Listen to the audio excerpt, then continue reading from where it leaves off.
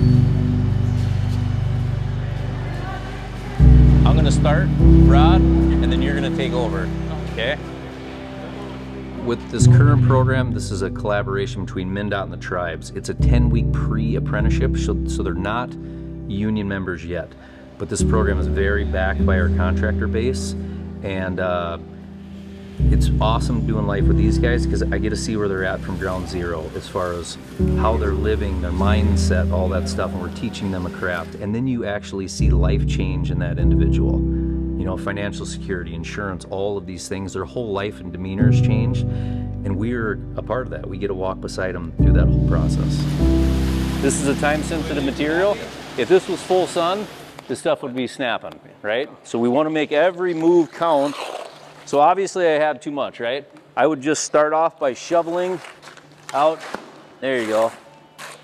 Yeah, Brian's really passionate, man. I have not met a person who has been as passionate as he has. He lives, breathes concrete, and he, you know, what as physical it is, it's like it's just another thing to him. You know, he's been doing it for so long, and he's the perfect instructor for it. Working with Brian Farmer was really fun. You know, there's always that one guy in the workforce who jumps in, is just so excited to get there in the mud and makes it look easy and makes it look fun. And you know, Brian's that guy, you know, being able to mimic his movements, knowing that he's been doing this for so long. And like I said, we're learning from the best of the best here. So just being able to watch someone in action is really helping us get down the technique. So one of our instructors for this year's program is Marissa Goodsky. The cool thing about Marissa and her story is she came from this program 8 years ago. She is now a journey worker. She's a beast in the field, but it just shows you the importance of these groups to get them into their career paths, and now she's an instructor in the same group that she started in. So 8 years ago, I was waitressing. I grew up waitressing. I was looking for something a little bit more career-wise, something with benefits and good enough pay, and I came through this very program that I'm teaching right now and ran with it ever since. Now I'm going to go into a career where it's constant, and you're not going to have really any worries about not finding work, you know, because the work's going to be there. I don't know, I'm definitely nervous, but I feel like I'm ready, more than ready. Man, I'm chasing a better life.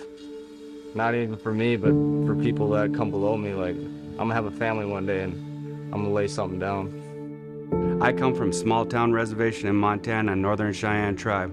We fight every year to be second poorest tribe in the country.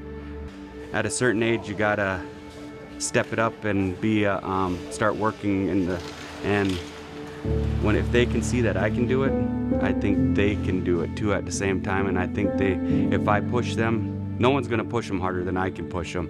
I know the expectations that I expect at them. I know the culture boundaries. I know they always put themselves in a box, and I want them to kick that box out. I want them to kick it down so that there is no stigma of that, oh, that's another reservation worker. I want them to say, oh, that's a native that works hard. Teaching my kids, I guess the craft of hunting and fishing has just been pretty paramount in my life. Watching my daughter catch her first fish, let's just say, or even getting her introduced into ice fishing so we can embrace the winter because we have such long winters up here. Or being next to my son in the box stand as he shoots his first deer, and then the following weekend shoots another deer while his dad doesn't shoot anything. But those are amazing moments. I love teaching through those things. I think that we have a huge responsibility as a parent to help shape, mold, and expose our kids to those things. And we kind of do the same thing up here as instructors, exposing them to the craft and the mechanics and how to be successful. In the field as a cement mason, we're providing a service. We're building buildings, we're doing all this stuff, infrastructure, whatnot. But when you're up here helping change people's lives by just exposing them to a craft, that's the greatest feeling in the world. I'm Brian Farmer, and I'm USA for Life.